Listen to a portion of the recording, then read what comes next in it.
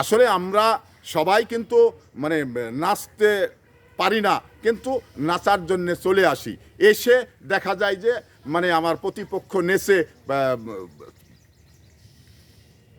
পার হয়ে চলে গেলেন, আমি কিন্তু ঠ্যাং ভেঙে পড়ে থাকলাম। তো এই ধরনের কিছু মানসিকতা রয়েছে।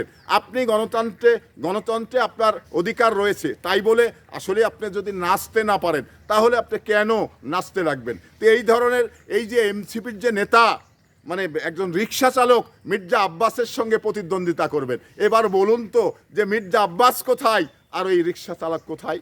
তো এই রিক্সা চালক যখন মির্জা আব্বাসের সঙ্গে মানে ভোট মানে যুদ্ধে নেমে পড়বেন, তখন কি তার মানে মির্জা আব্বাসকে হাতে পাবেন? কারণ সে একজন প্রবীণ রাজনীতিবিদ, দীর্ঘ সময় সে রাজনীতি করে আসছেন, তারপরেও সে তার বাসাটা কিন্তু ঢাকায়, সে বড় প্রভাবশালী একটি মানুষ। তো এই মানুষের সাথে এই এনসিপির প্রার্থী একজন রিক্সা চালক কিভাবে প্রতিদ্বন্দ্বী করবেন?